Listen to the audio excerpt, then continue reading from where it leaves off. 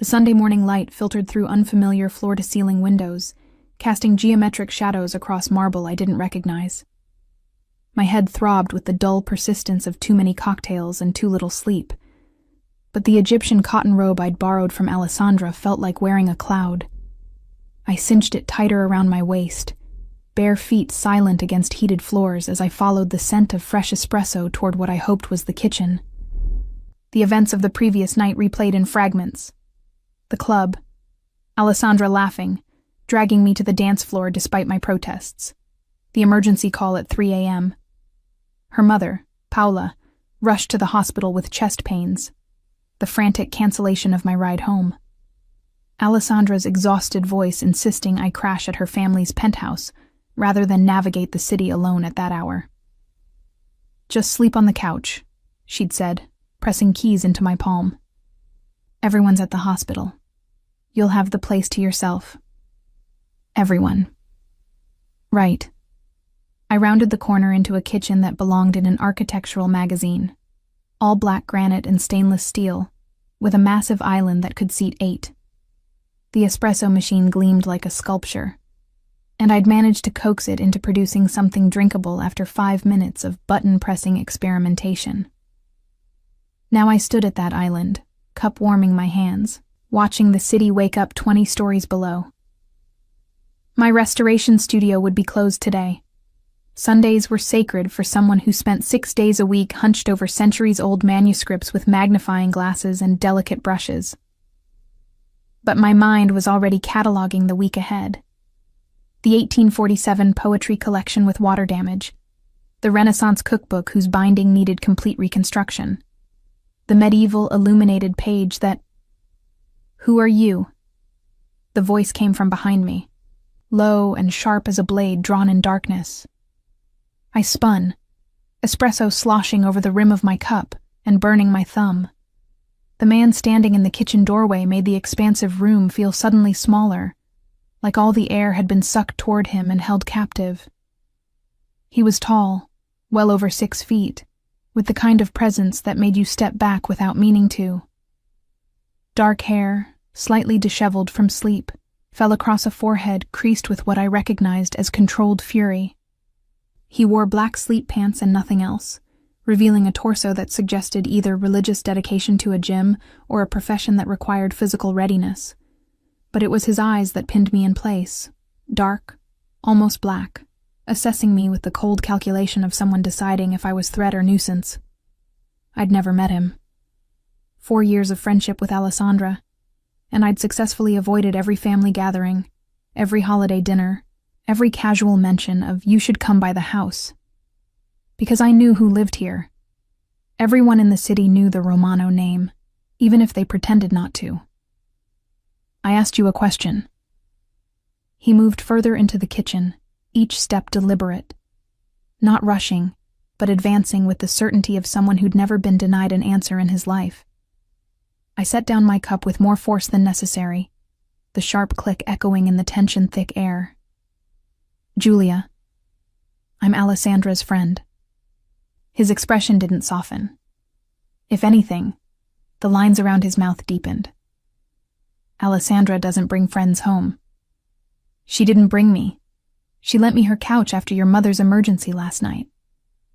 I crossed my arms, suddenly very aware I was wearing nothing but his sister's robe and yesterday's underwear. "I'm assuming you're the brother she spent 4 years making sure I never meet." Something flickered in those dark eyes. Surprise, maybe, or recognition that his sister had been as deliberate about keeping us apart as I'd been about avoiding him. "Giacomo," he said, but didn't extend his hand. Just stood there, bare-chested and imposing, studying me like I was a puzzle with pieces that didn't quite fit the picture he'd expected. I'd heard the name whispered in certain circles. Giacomo Romano, 34 years old.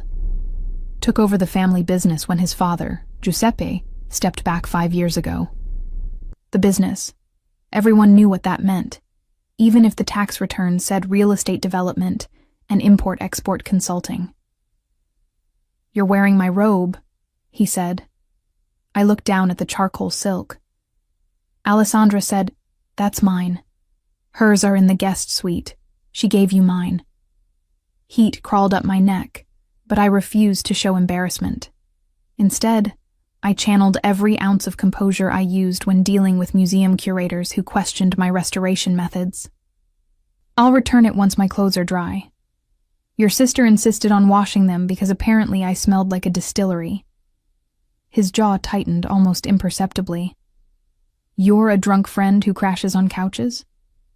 I'm a book restorer who went to one club in 6 months because her best friend guilted her into it, had 3 drinks over 4 hours, and ended up here because medical emergencies don't care about ride schedules. I picked up my espresso again, taking a deliberate sip while maintaining eye contact. And I don't crash on couches. I sleep on them when invited by people who don't want me taking the subway alone at 4 a.m. For a long moment, he said nothing. Just looked at me with that unsettling intensity, like he was reading a language I didn't know I was writing. Then he moved to the espresso machine, his shoulder brushing mine as he reached for a cup from the cabinet above my head. The brief contact sent an unwelcome jolt through my system. Pure awareness of skin and heat, and the faint scent of cedar and something darker I couldn't name. I stepped aside, putting the island between us. He prepared his espresso with the efficiency of routine, every movement economical. When he finally turned back to me, cup in hand, his expression had shifted into something I couldn't quite read. Book restorer, he repeated, as if testing the words. You work with old things. I preserve them. There's a difference. I kept my voice level, professional. This was familiar ground, explaining my work to people who didn't understand why anyone would spend months on a single manuscript. I repair damage, stabilize deterioration, and sometimes reconstruct bindings that haven't existed for centuries. You recreate what's missing. I interpret what was there and build frameworks that support what remains. The distinction mattered. I wasn't forging history. I was protecting it. He took a slow sip of espresso, watching me over the rim. Alessandra never mentioned you. We had an agreement. Her family life stayed separate from our friendship. I shrugged, aiming for casual. Easier that way. Easier for who? Both of us. I met his gaze steadily, refusing to elaborate. He didn't need to know that Alessandra had warned me, years ago, about the complicated dynamics of being a Romano. About expectations and obligations, and the weight of a name that opened doors and closed others. About her brother, specifically, and why it was better if we never crossed paths. Giacomo set down his cup with the same deliberate care I'd observed in every movement so far. How long have you known my sister? 4 years. We met at a gallery opening. She was there for the art. I was there because they were exhibiting a restored medieval book of hours I'd worked on.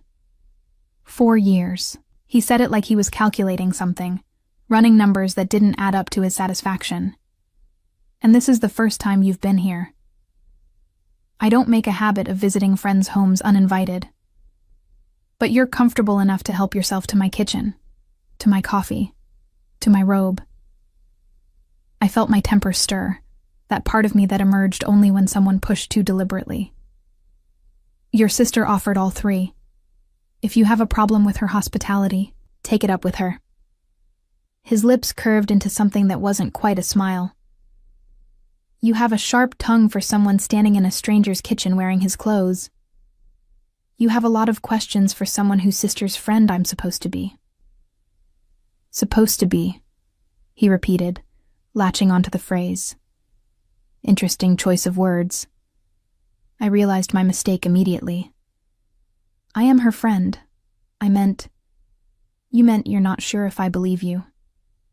He moved around the island, closing the distance I'd carefully maintained. Not threatening, but deliberate. You meant you're aware that strange women don't typically appear in my home without my knowledge. My pulse kicked up, but I held my ground. Then you should improve your security. I walked right in with a key. Alessandra's key, which she gave you, during an emergency, when everyone was at the hospital. He stopped a few feet away, close enough that I had to tilt my head back to maintain eye contact.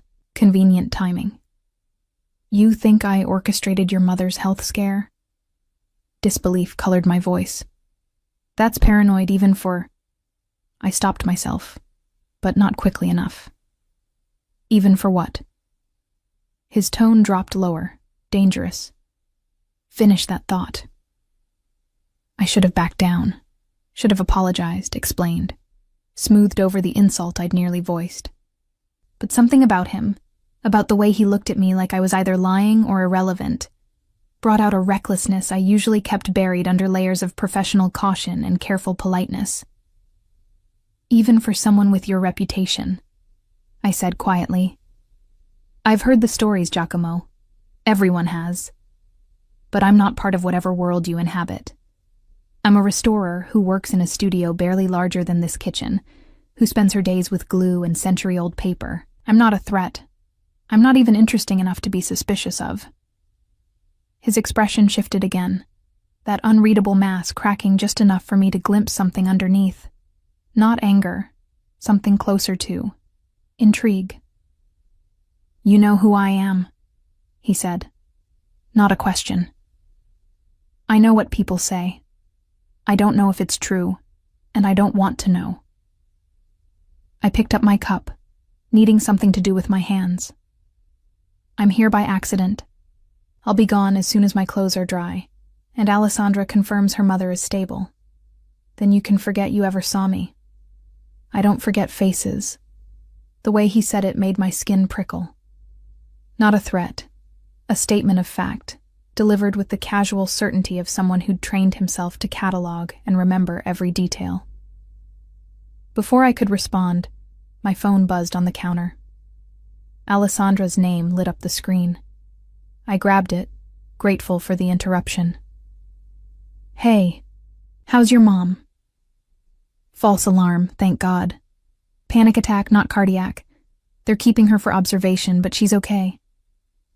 Alessandra's voice carried the exhausted relief of someone who'd spent hours in a hospital waiting room. I'm so sorry I abandoned you there. Did you sleep okay? I looked at Giacomo, who was watching me with that same unsettling focus. The couch was fine.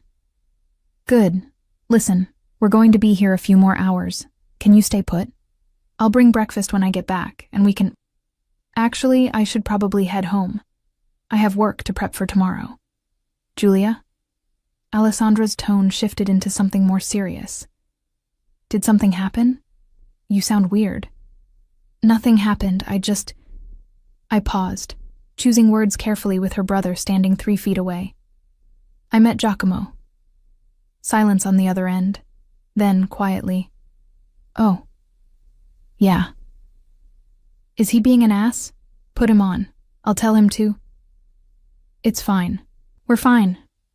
Just having coffee. I forced brightness into my voice. But I really should get going soon. Your clothes won't be dry for another hour at least. I put them through a second cycle because they really did smell like a bar floor. She hesitated. Look, Giacomo's bark is worse than his bite. Usually, just stay out of his way, and he'll leave you alone.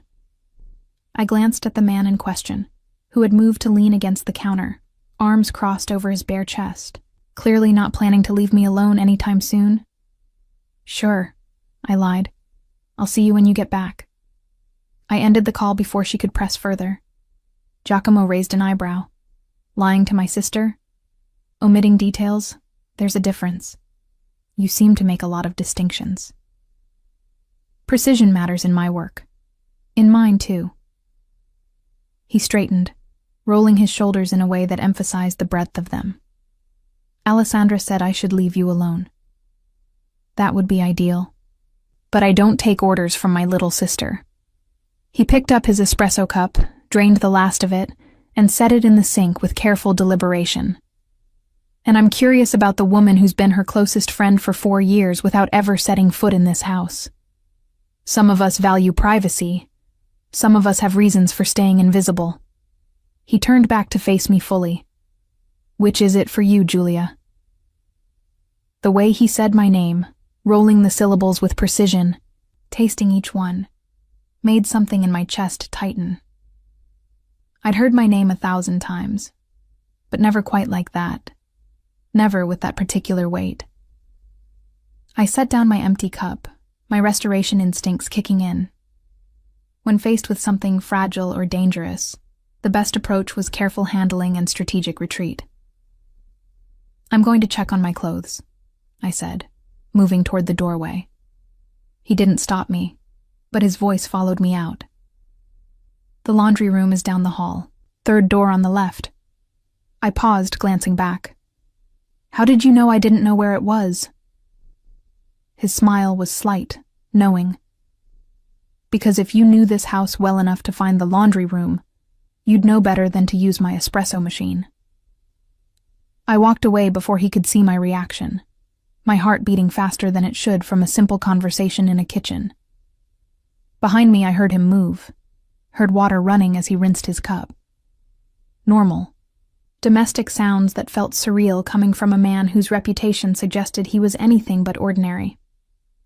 I found the laundry room exactly where he'd said, the machines humming with their final cycle. Through the small window, I could see the city stretching out in morning light, steel and glass and millions of people who had no idea what it felt like to stand in Giacomo Romano's kitchen wearing his robe, feeling like prey that had accidentally wandered into a predator's territory.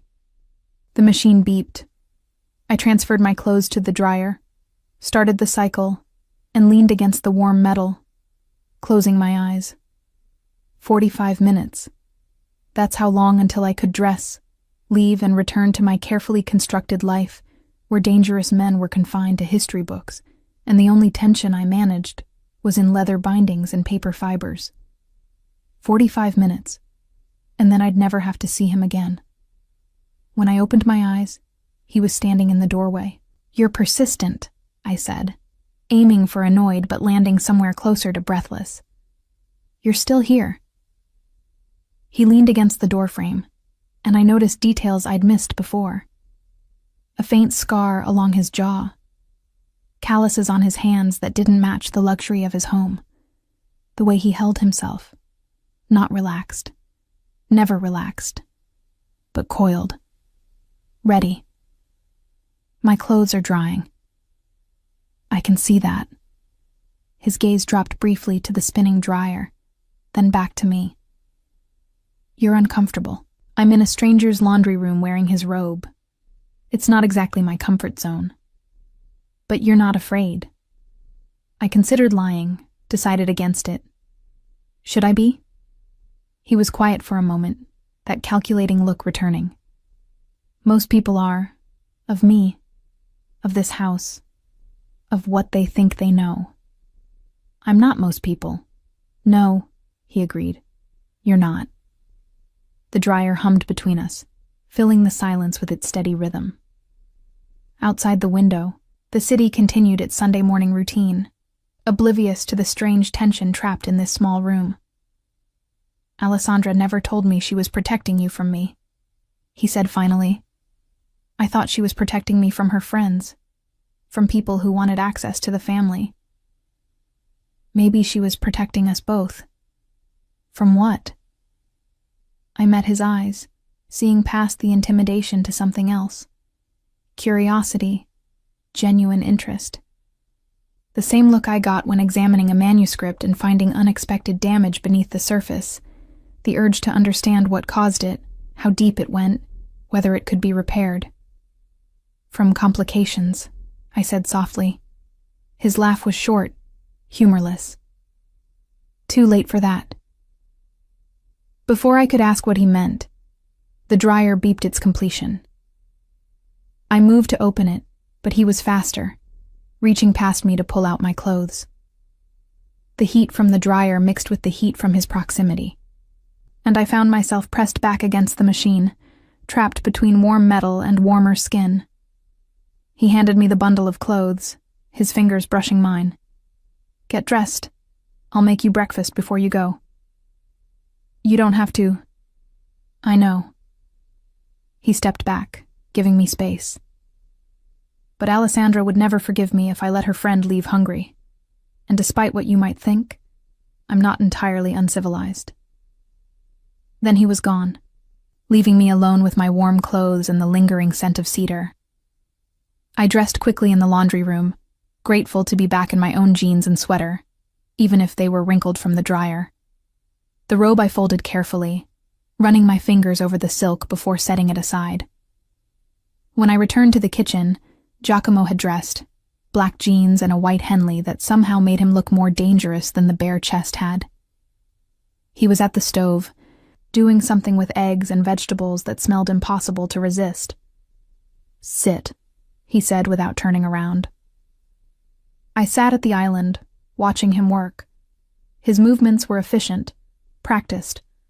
Not the cooking of someone who hired chefs, but of someone who'd learned by necessity. "You cook," I observed. Surprising? Unexpected. He glanced over his shoulder. I'm full of surprises.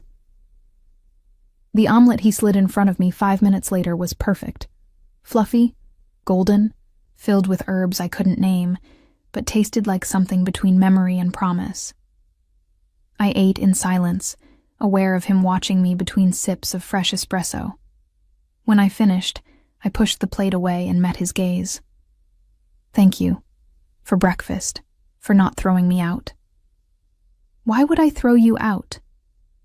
"Because I'm wearing your clothes, drinking your coffee, and apparently disrupting your Sunday morning routine."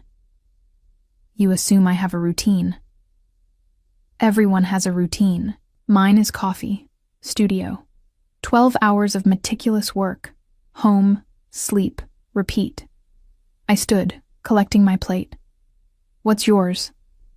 He took the plate from my hands, his fingers lingering against mine a moment too long. "That depends on the day. Today's Sunday." Today my routine apparently includes interrogating my sister's friend in my kitchen. He rinsed the plate, set it in the dishwasher. I haven't decided yet if that's an inconvenience or an opportunity. Opportunity for what? He turned to face me fully, and in the morning light streaming through those massive windows, I saw him clearly for the first time. Not just the intimidating presence or the dangerous reputation, but the man underneath. Tired, watchful, alone in a penthouse built for a family. "To understand why Alessandra kept you hidden," he said quietly, "and whether she was right to do it." Before I could respond, the front door opened. Alessandra's voice called out, "Julia, I'm back. Did my brother terrorize you? Or can I still claim he's human?" I looked at Giacomo, found him already looking at me with an expression I couldn't name. "We'll see," I murmured, then walked past him toward my friend's voice, feeling his eyes on me the entire way. 3 weeks passed before I saw him again. 3 weeks where I convinced myself the encounter had been a fluke, an accident of timing that would never repeat.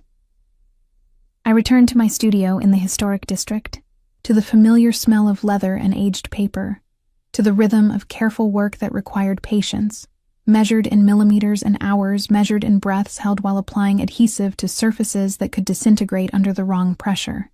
Alessandra and I fell back into our usual pattern: coffee dates at our regular cafe, weekend gallery visits, long phone calls where she vented about family expectations, and I listened without pressing for details. She never mentioned that Sunday morning, and neither did I. Some things were easier left in the category of things that happened once and need never be discussed. But on a Thursday afternoon, as autumn rain streaked my studio windows, and I worked under the bright LED lamps that mimicked natural light, my phone buzzed with a text from an unknown number. "I need your professional expertise. Name your rate." G. I stared at the message for a full minute before responding. "How did you get this number?" "Alessandra's phone while she was in the bathroom." "How much do you charge for consultations?" The audacity should have annoyed me. Instead, I found myself almost smiling at the image of Giacomo Romano stealing his sister's phone like a teenager. $200 for consultations. $300 if you want me to actually touch anything. What kind of item? Old book. Possibly valuable. Possibly damaged beyond repair. I need someone who knows the difference. I set down my brush. My curiosity officially piqued. In my line of work, old book could mean anything from a Victorian novel to an illuminated manuscript worth more than my entire year's salary. Where is it? My office. Can you come tomorrow? 10 a.m. I should have said no. Should have recommended one of my colleagues. Maintained the distance Alessandra had wisely established. But the restorer in me couldn't resist the mystery of an unknown book.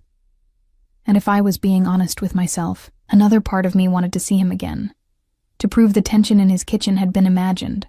To demonstrate I could be professional in his presence. Send me the address. And have coffee ready. Good coffee. Already planning on it.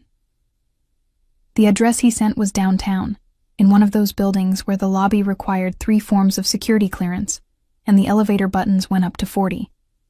I arrived at 9:55 a.m., dressed in my usual work clothes, black pants, simple blouse, hair pulled back in a practical twist.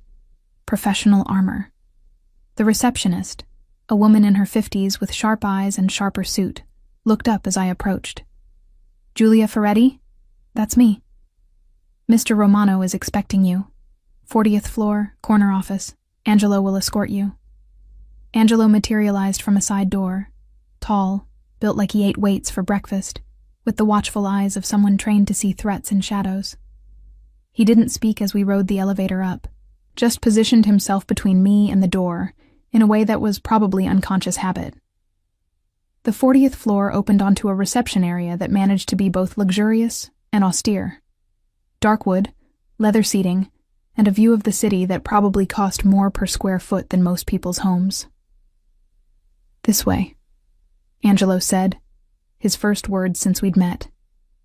His accent placed him from the south, maybe Sicily. He led me down a hallway lined with what looked like original artwork.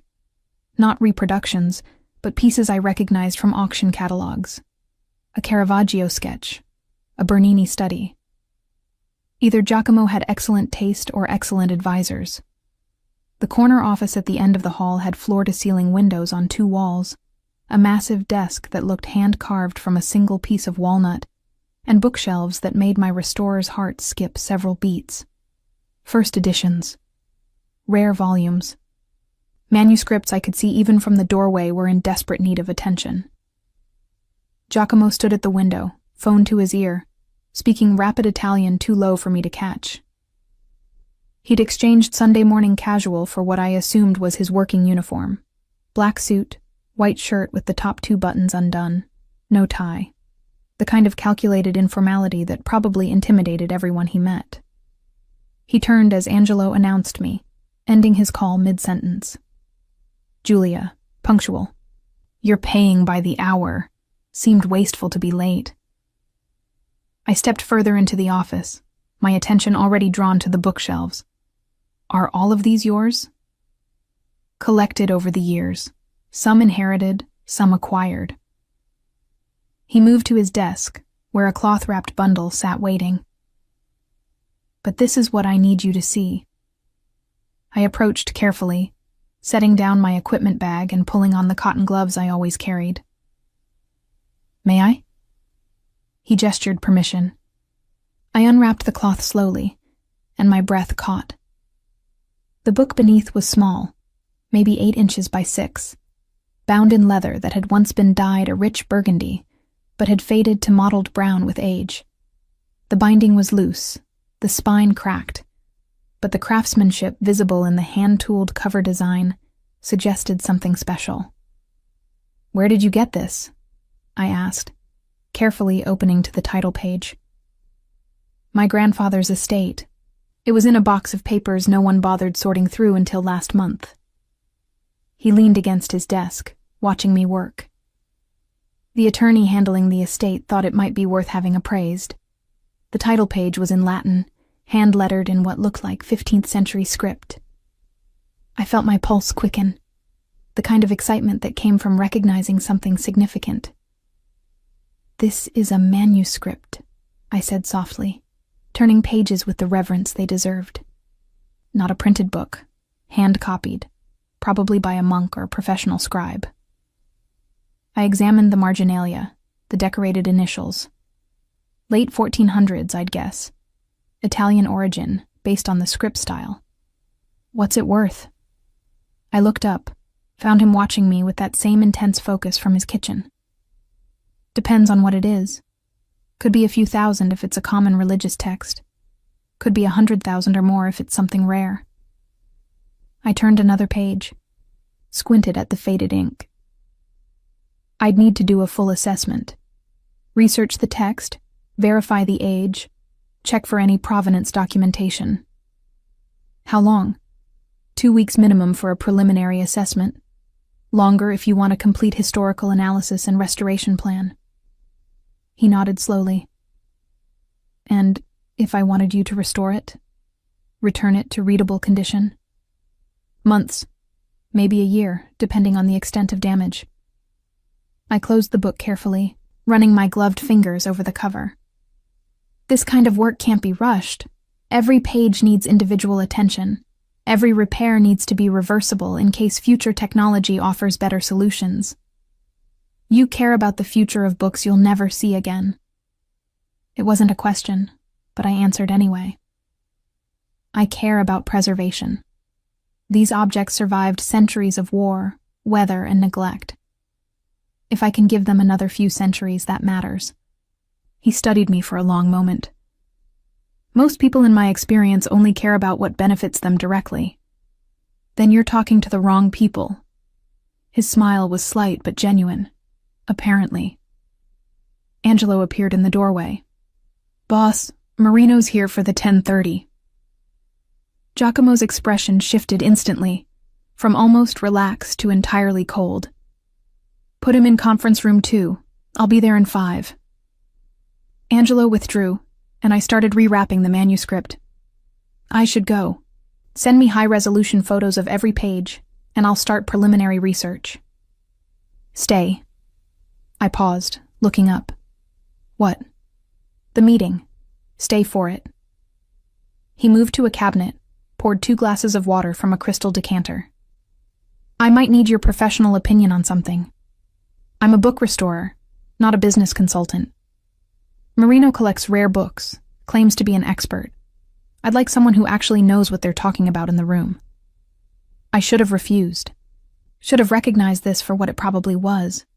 Some power play in a world I didn't understand and didn't want to. But curiosity won again. Fine, but my rate applies for the full time I'm here. Wouldn't expect otherwise. The conference room 2 doors down was all glass and steel, with a table that could seat 20. Currently it seated 1, a man in his mid-50s, silver hair, expensive suit, and the kind of smile that made my instincts scream warning. Fabiano, Giacomo said, his tone cordial but empty of warmth. Thank you for coming. Giacomo. Marino stood, extending his hand.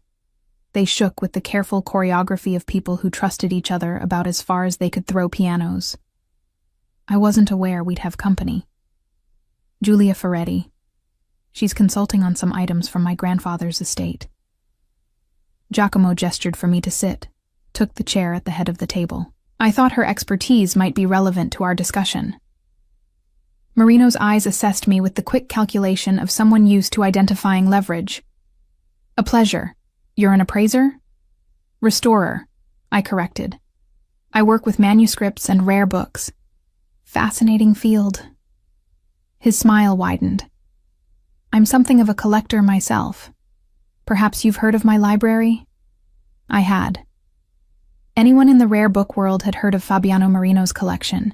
Extensive, expensive, and rumored to include several items of questionable provenance. Your reputation precedes you, I said neutrally.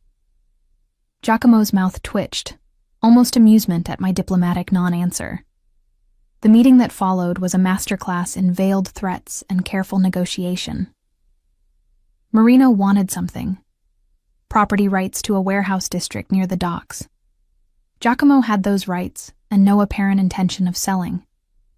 They danced around the issue for 20 minutes, each making offers that weren't really offers, suggesting compromises that weren't really compromises. I sat quietly, watching the performance. This was a different side of Giacomo, not the man who'd made me breakfast, but the one who controlled territories and commanded fear. His voice never rose, his expression never shifted, but authority radiated from him like heat from stone. Then Marino played what he clearly thought was his trump card. "I have something you might be interested in." He pulled out his phone, scrolled through photos, turned the screen toward Giacomo. "A first edition Dante's Inferno, 1472. Authenticated. I'd be willing to trade it for the warehouse rights." Giacomo glanced at the photo, then at me. "Julia?" I leaned forward, examining the image on screen. The book looked right.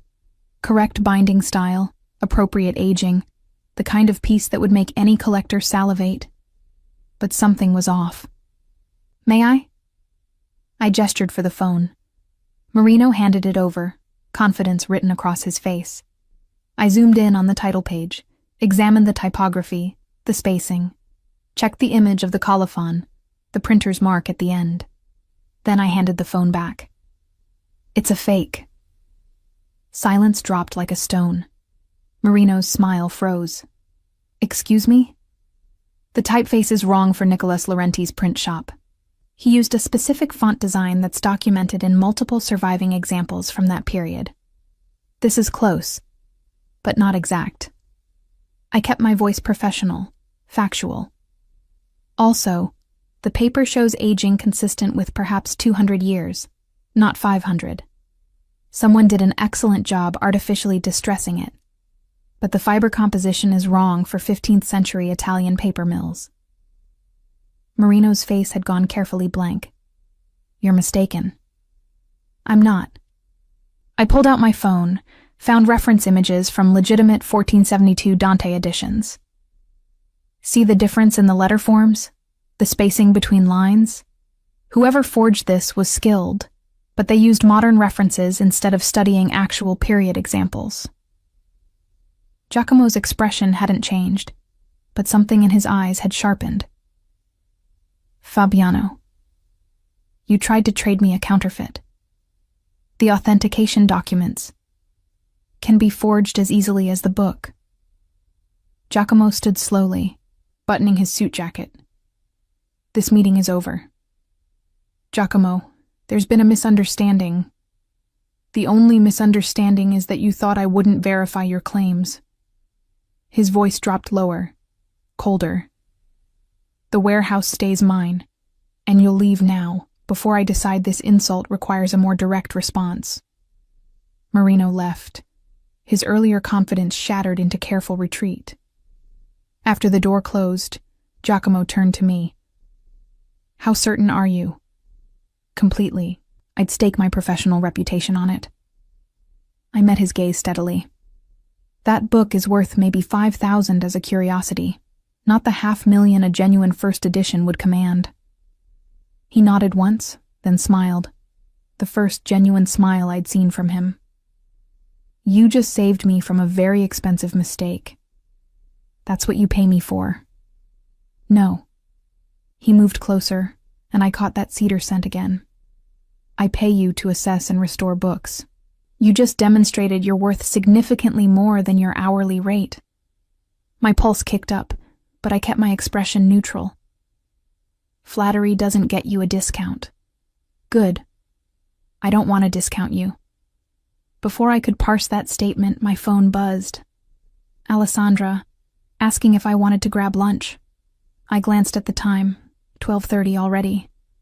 "I should go." "Let me buy you lunch, as thanks for the consultation." "You're already paying me $600 for 3 hours of work. Then let me buy you lunch because I want to." He tilted his head slightly, studying me. "Unless you're avoiding me." "Should I be?" "You tell me. You're the one who's been friends with my sister for 4 years while making sure we never met." Fair point. I considered my options, did the mental calculation. Lunch with Giacomo Romano would either demystify him, prove he was just a man with a dangerous job, or complicate things further. The smart choice was obvious. "One lunch?" I said. "Then I really do need to get back to my studio." "One lunch," he agreed. We went to a restaurant 3 blocks away, the kind of place with a single name on a brass plaque, no menu visible from the street, and a host who greeted Giacomo by name. They seated us at a table by the window, brought water and bread without being asked, and disappeared with the discretion of people who understood exactly who they were serving. "They know you here," I observed. "I own the building. The restaurant is a business investment." "Of course it is." Over lunch, some kind of risotto that melted on my tongue, wine I didn't ask the vintage of, we talked about books. Not his business, not my friendship with his sister, just the safe territory of manuscripts and history, and the strange satisfaction of restoration work. He asked intelligent questions, listened when I explained the difference between conservation and restoration, understood when I described the ethical debates in my field about how much intervention was too much. "You think about legacy," he said eventually, "about what you're leaving behind. Don't you?" He was quiet for a moment, his fingers tracing the stem of his wineglass. "My legacy is complicated. The family business, the name, the expectations." He looked up, met my eyes. "Sometimes I think it would be easier to preserve books than people. Books don't have competing interests and family obligations." "Exactly." Something in his voice made me ask, "Is that what the warehouse is about? Competing interests?" "Everything is about competing interests." He set down his glass. "Marino wants the docks because they're profitable. I keep them because letting him have them would signal weakness. It's a game where the rules are unwritten and the stakes are always higher than they appear." "Sounds exhausting." "It is." He smiled slightly. "Which is why having lunch with someone who cares more about fiber composition than territorial disputes is refreshing." "I'm not that boring." "I didn't say boring. I said refreshing." His gaze held mine. "There's a difference." My phone buzzed again. Alessandra following up. "Where are you? Thought we were doing lunch." I typed back quickly. "Got caught up with work." "Rain check?" Her response came immediately. "You never get caught up with work. You're the most punctual person I know." "What's going on?" I set down my phone without answering. Giacomo had noticed. "My sister, wondering where I am." "Are you going to tell her that I'm having lunch with you? Should I?" He considered this. "She'll find out eventually. Alessandra has a talent for extracting information. Then she can extract it. I'm not lying, but I'm not volunteering details either. Diplomatic. Practical. She kept us apart for a reason. I'm not eager to explain why I'm ignoring that wisdom." "And why are you?" He leaned forward slightly. "Ignoring it. I should have had an answer ready. Should have prepared some professional justification, some practical reason. Instead, I found myself being honest. Because you're more interesting than I expected. And because I spent 4 years avoiding you based on stories. And I'm curious if the reality matches the reputation. And does it? I don't know yet. You made me breakfast and bought me lunch.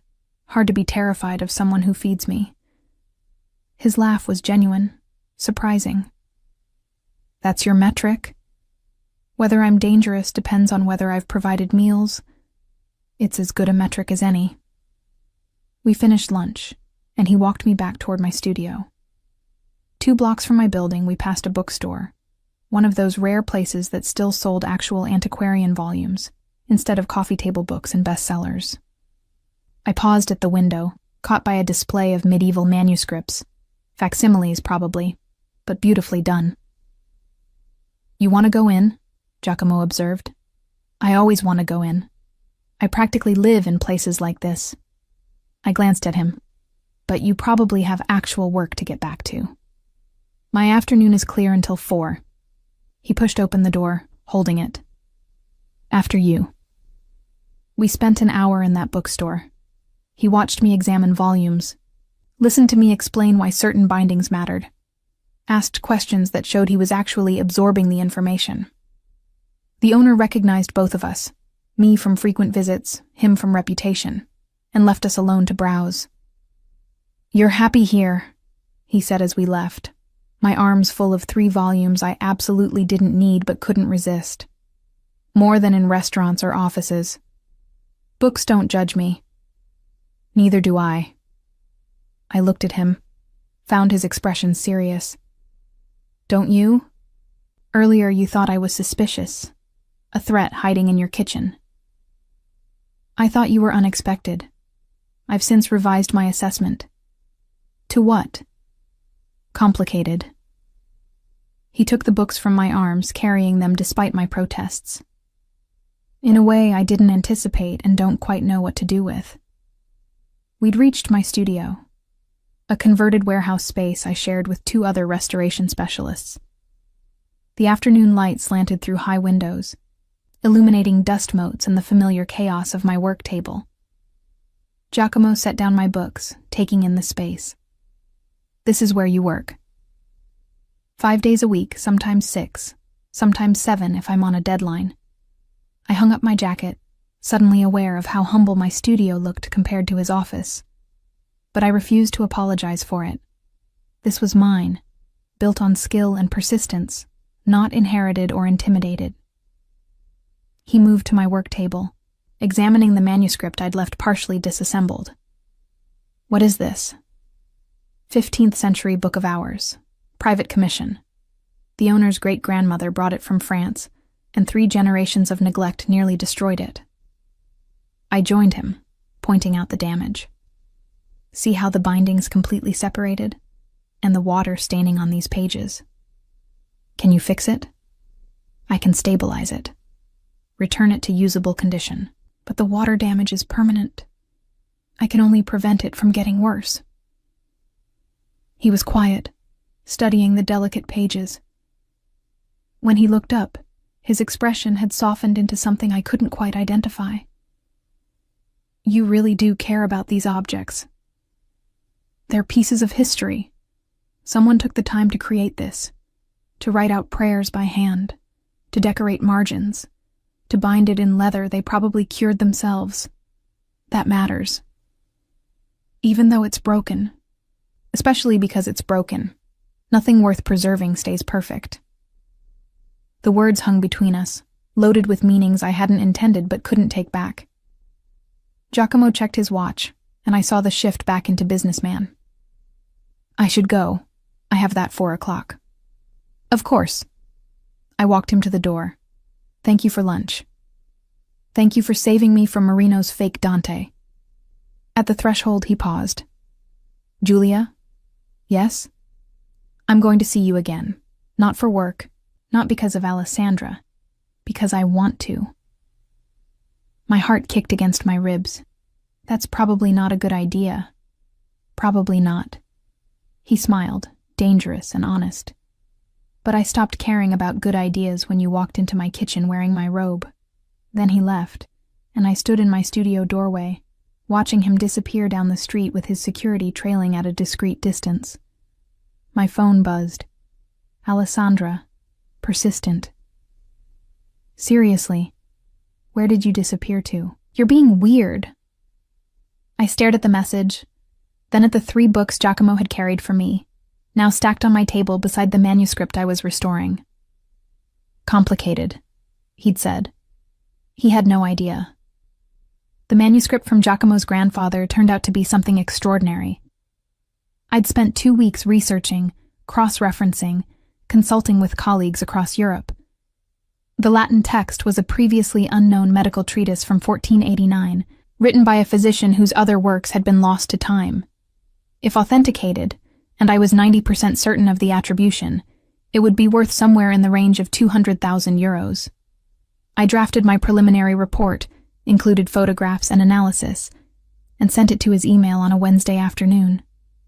Within an hour, my phone rang. "You're sure about this?" His voice carried excitement barely restrained. "Unknown treatise? Museum-worthy? Assuming the carbon dating confirms the age, yes. This is significant, Giacomo. Not just valuable, historically important. When can you start restoration? I'd been preparing for this question. I can't. Not right now. Silence.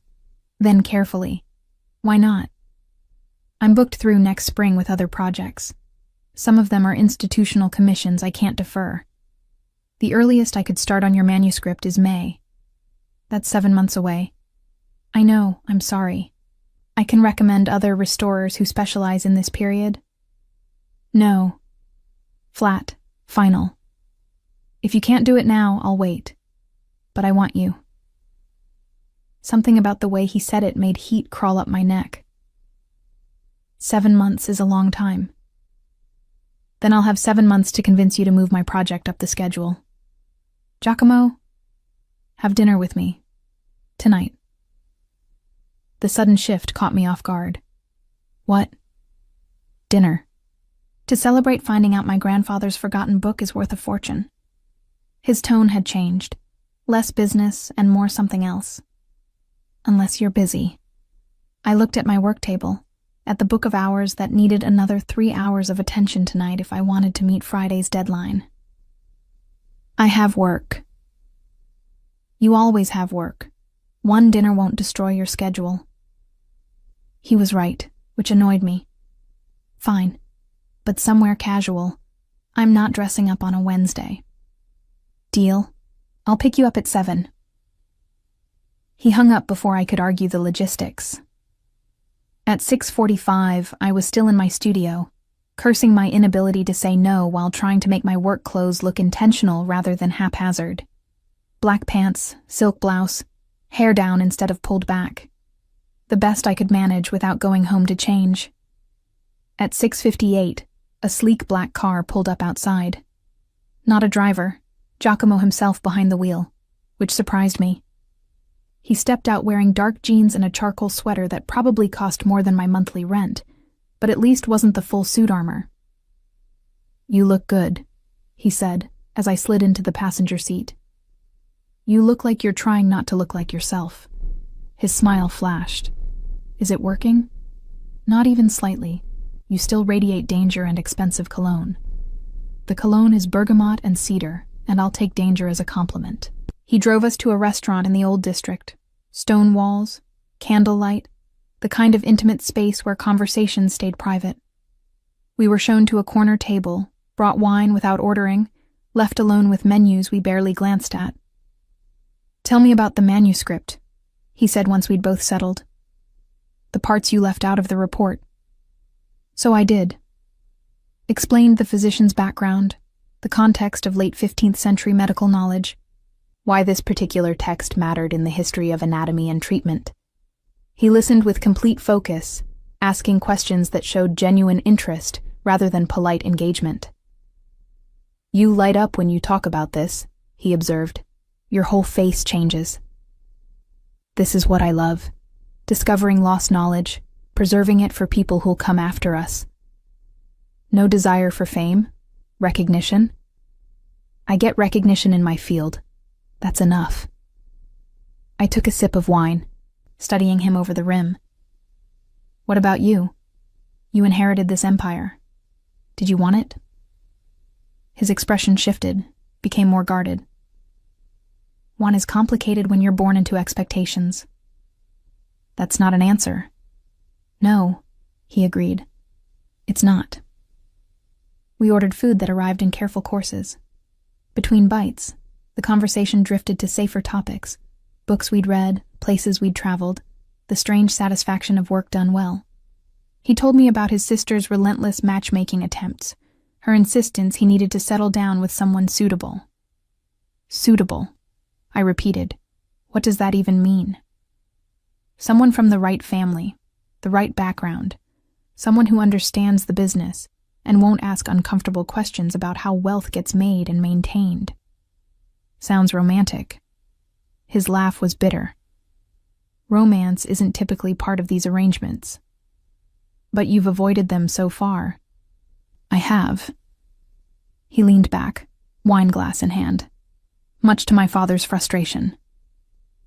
Giuseppe retired 5 years ago expecting me to follow tradition, take over the business, make a strategic marriage, produce heirs.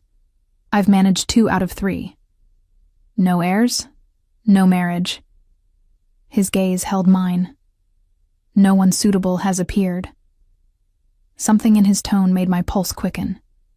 Giacomo, 3 weeks ago, you walked into my kitchen wearing my robe, drinking my coffee, completely unafraid despite knowing who I am. You saw through Marino's fake in 30 seconds. You talk about paper fibers and binding techniques with more passion than most people discuss anything. He set down his glass. You're the most unsuitable woman I've ever met, and I can't stop thinking about you.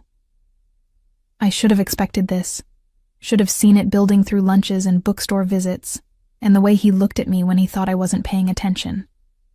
But hearing it stated so baldly still stole my breath. I'm your sister's best friend. I'm aware. We're from completely different worlds. Also aware. This is a terrible idea. The worst. He reached across the table, his fingers finding mine. Tell me you haven't thought about it. About us. I couldn't. Because I had thought about it, in those unguarded moments between sleep and waking, in the middle of restoration work when my mind wandered, in every conversation where his intensity made me feel seen in ways I'd never experienced. But wanting something didn't make it wise. I don't fit into your life, Giacomo. I work in a converted warehouse. I drink cheap wine and eat last night's pasta for lunch. I can't walk into galas and charity events and act like I belong in rooms full of people who measure worth in bloodlines and bank accounts. I'm not asking you to fit into anything. I'm asking if you feel what I feel when we're together. The rest, he gestured vaguely, is logistics. Logistics built on family obligations and business connections, and a world where people like Marino try to cheat you with fake manuscripts. I pulled my hand back.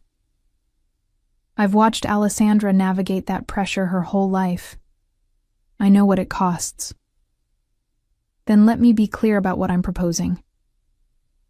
His voice dropped lower, more intense. Not marriage, not some strategic arrangement. Just time. Us. Seeing where this goes without the weight of expectations. Your family is my problem, not yours. He leaned forward. Julia, I've spent 15 years making calculated decisions, weighing consequences, choosing duty over desire. For once, I want to choose something because I want it. Because you make me remember there's more to life than territory and tradition. The raw honesty in his voice cracked something in my carefully maintained walls. And when it gets complicated, when your world collides with mine, then we deal with it together. I wanted to believe him. Wanted to ignore every warning sign and lean into the gravitational pull he seemed to exert on my common sense. I need to think, I said finally. This isn't a decision I can make over dinner. Fair enough. He signaled for the check. Take your time. But Julia, I'm patient when something matters. And you matter. He drove me back to my studio, walked me to the door despite my protests that it wasn't necessary.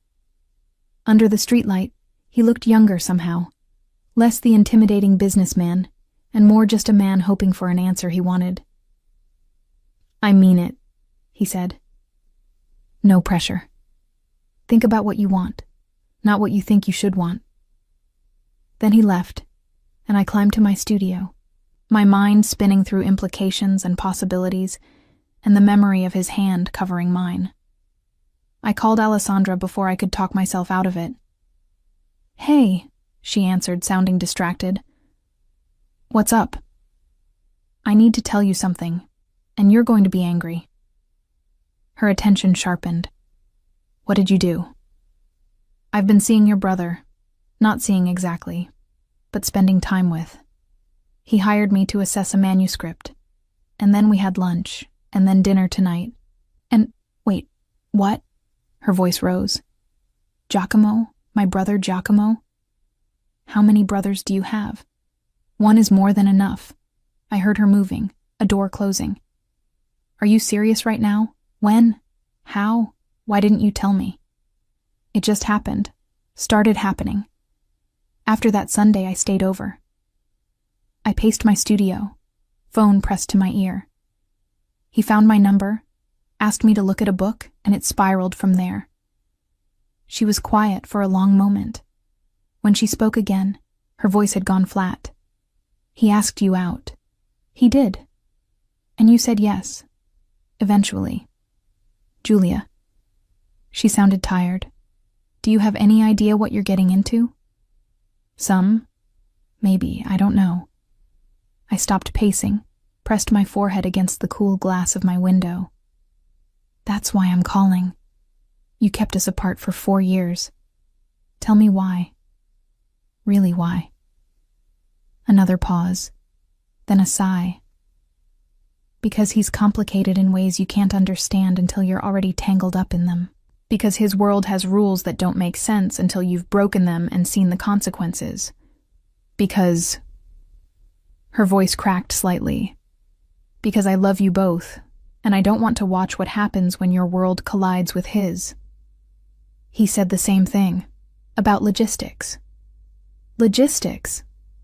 She laughed, but there was no humor in it. Is that what he called it? Julia, my brother's logistics include family expectations dating back generations, business arrangements built on violence and intimidation, and enough complications to sink anyone who gets too close without understanding the weight. He said he wants me anyway, despite all of that. Of course he does. You're brilliant and genuine and everything he's never had in his carefully controlled life. You're exactly the kind of complication he'd choose. Her tone softened. But that doesn't mean it's safe for you. I don't want safe. I want honest. Then here's honesty. Giacomo Romano doesn't do casual. If you say yes to him, you're saying yes to everything that comes with him. And once you're in, getting out is significantly more complicated than walking away. You make it sound like a trap. Not a trap. A choice with consequences. I just want you to make it with your eyes open. We talked for another hour.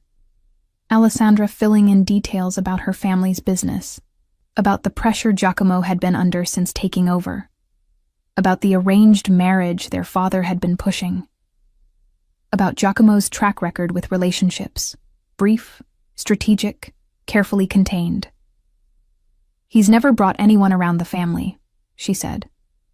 Never introduced us to anyone who mattered. If he's serious about you, Julia, it means something. I'm just not sure what yet. After we hung up, I stood at my window for a long time, watching the city lights blur in the distance. The smart choice was clear. Thank Giacomo for the dinner, maintain a professional relationship around the manuscript, and return to my carefully ordered life, where the biggest risk was accidentally damaging a centuries-old page. The other choice, the one that made my heart race and my common sense scream warnings, was to say yes. To see where this strange connection led, consequences be damned. I didn't sleep that night. Instead, I worked on the Book of Hours, my hands moving through familiar motions while my mind raced through scenarios and outcomes. By dawn, I'd made my decision. I texted him at 7 a.m. One condition.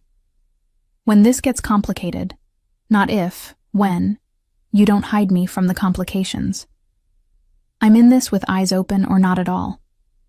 His response came within minutes. Deal. Have dinner with me tonight. Somewhere we can actually talk about what this means. Not dinner. Come to my studio at noon. I'll make lunch. If we're doing this, you see my world too. I'll be there. At exactly noon, he knocked on my studio door. I let him in, gestured to the makeshift kitchen area where I'd set up lunch. Nothing fancy, just pasta and salad and bread from the bakery down the street. This is your world, he said, looking around at my workspace with its careful chaos of tools and books and works in progress. This is my world.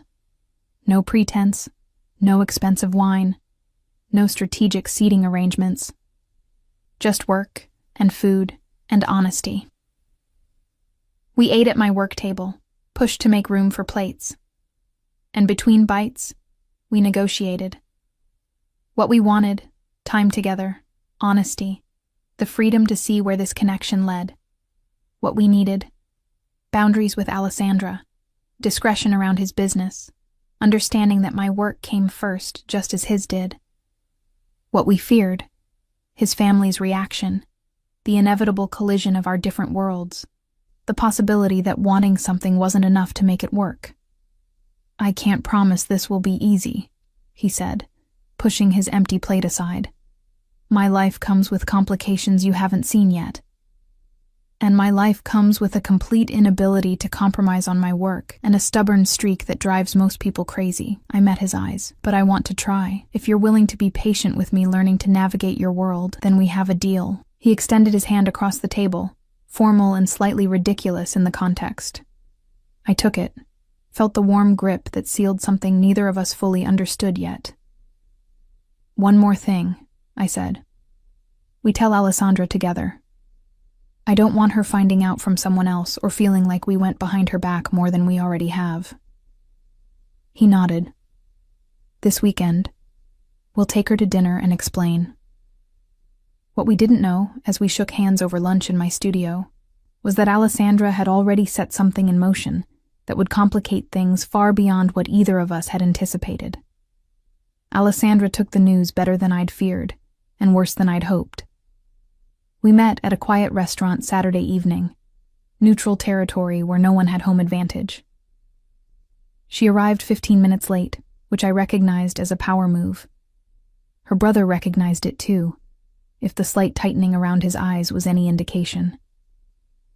So, she said, settling into her chair and immediately ordering wine. You're dating. My best friend and my brother are dating. We're seeing where things go, I corrected carefully. That's just dating with commitment issues. She looked between us, her expression unreadable. How long has this been happening without me knowing? 3 weeks, Giacomo said, since I asked her to assess the manuscript. 3 weeks. And you're telling me now because we wanted to be sure it was something before making it your problem, I said. And because I didn't want you hearing it from someone else. She studied me for a long moment, then sighed. You're serious about this, both of you. It wasn't a question, but Giacomo answered anyway. Yes. Then I have something to tell you both, something I did before I knew about this development. She took a long drink of wine. Papa's been pressuring Giacomo about the Marino alliance, about marrying into their family to solidify business connections. I know, Giacomo said flatly. I've been refusing for 2 years. Right. But 2 weeks ago, after the Fabiano situation, Papa got more insistent, said you were making enemies instead of allies, that your refusal to marry was becoming a liability. She looked at me apologetically. I panicked. I told him you were already seeing someone seriously, that an announcement was imminent. My stomach dropped. Alessandra, what? I thought I was buying time. I figured you'd date some society woman eventually, and I could claim I'd been talking about her. She grimaced. I didn't know you were actually with Julia. Giacomo had gone very still. What exactly did you tell him? That you'd been seeing someone for months, that it was serious enough you were considering marriage, that she was from a good family, educated, respectable. Alessandra's voice dropped. I may have implied she was from one of the connected families, not Marino, but someone equally strategic. I'm a book restorer, I said faintly. I work in a warehouse. My family owns a bakery in Tuscany. I know, which is why this is a problem. She looked at her brother. Papa wants to meet her. This mystery woman who's captured your attention enough to refuse the Marino alliance. He's planning a family dinner next Friday. Giacomo's expression had gone from still to carved from stone. You lied to our father about my relationship status. I was trying to help. You were about to be railroaded into an arrangement with Fabiano's daughter, and I thought... She stopped, running her hands through her hair. I thought I had more time to figure it out. So now we have a choice, Giacomo said, his voice dangerously calm. I tell Papa the truth, that there is no fiancé, that Alessandra lied, and deal with the fallout. Or you bring Giulia and pretend she's the woman I described, Alessandra finished miserably. Which is insane, I know, but no. I stood up, my chair scraping against the floor. Absolutely not. I'm not playing some game with your family, pretending to be someone I'm not. Giacomo caught my wrist gently. Giulia, sit. Let's think about this. There's nothing to think about. This is exactly the kind of complication I stopped, seeing Alessandra's stricken expression, Giacomo's careful calculation. This is insane. It is, he agreed. But Alessandra's not wrong about the timing. If I tell Papa the truth now, he'll push harder on the Marino alliance. And I refuse to be manipulated into a marriage that benefits everyone except me. So instead you'll manipulate your father by using me as a fake fiancé? I pulled my wrist free. How is that better? It's not. But it buys us time to figure out what this actually is between us. He gestured between us. Right now, we're 3 weeks into something neither of us fully understands. If we walk into family scrutiny this early, it'll kill whatever we're building before we know what it could be. I finished quietly. Alessandra leaned forward. I have an idea. A way to make this work temporarily. I'm almost afraid to ask, I said, but sat back down. We don't lie exactly. We just present the truth differently. She looked at me. Your family does own a bakery, right? In Tuscany? A small one. My parents supply local restaurants and hotels. Perfect. We position you as a business owner's daughter. Educated, respectable, cultured. All of which is true. She turned to Giacomo. You met her through work, the manuscript assessment. Also true. You were impressed by her expertise, started spending time together, realized it was serious. Completely true. Except the part where we pretend we're engaged, I pointed out. We don't have to go that far, just dating seriously. Let Papa draw his own conclusions about where it's heading. Alessandra was warming to her idea. One dinner. You meet the family, make a good impression, and then we have time to either make this relationship real enough to withstand scrutiny, or end it quietly before anyone gets hurt. I looked at Giacomo. You're actually considering this.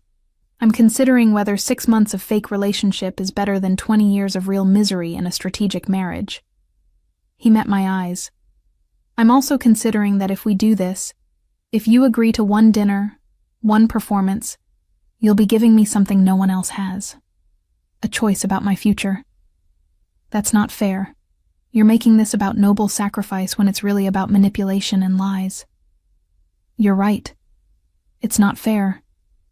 He didn't look away. But I'm asking anyway. One dinner. Meet my family. Let them think we're serious. And buy us time to figure out if we actually want to be. I should have said no.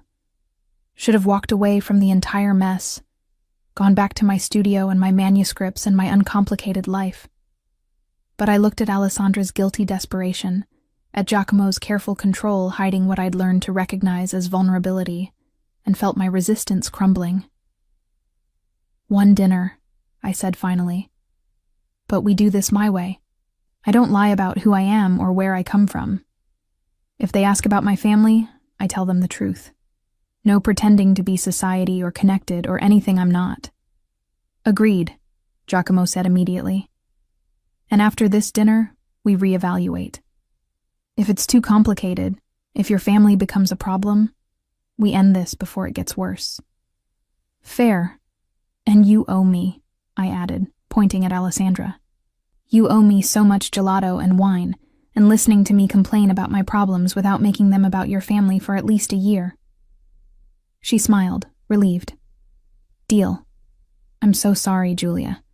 I really was trying to help. I know. Your helping just happens to be as complicated as your brother's entire existence. The rest of dinner was spent planning. Alessandra coached me on family dynamics. Giuseppe was traditional but fair. Paola was warm but shrewd. And there would be extended family, including cousins and business associates, who'd be assessing me with the calculation of jewelers examining stones. Just be yourself, Giacomo said as we left the restaurant. The version of yourself who isn't afraid to call me out when I'm being arrogant. That's every version of myself. Exactly. He caught my hand, pulling me back as Alessandra walked ahead toward her car. Thank you for agreeing to this insanity. I'm still not sure why I did. Because under that practical exterior, you're curious about what this could be, and because you're brave enough to walk into complicated situations if the outcome matters. He kissed me then, in the middle of the sidewalk, with his sister pretending not to watch from 20 feet away. It was the first time, surprising and inevitable at once, tasting like wine and poor decisions and the dangerous certainty that I was already in too deep to back out now. When we broke apart, I said, "If this dinner goes badly, it won't. But if it does, I'm blaming you and your sister equally." Fair enough. The next 5 days passed in a blur of preparation. Alessandra took me shopping for an appropriate dress, despite my protests that I had perfectly acceptable clothes. We compromised on something simple but elegant, deep blue silk that she claimed walked the line between sophisticated and approachable. Giacomo checked in daily, asking if I was okay, if I needed anything, if I wanted to back out. Each time I considered saying yes, considered ending this before the dinner that would seal us into whatever came next. But each time, I thought about the way he looked at me when I explained restoration techniques, the way he listened like my words mattered, the way he'd held my hand in his office and said I was complicated in ways he didn't know what to do with. So I said no, I wouldn't back out, and prepared myself to walk into the Romano family dinner like I belonged there. Friday evening arrived too quickly.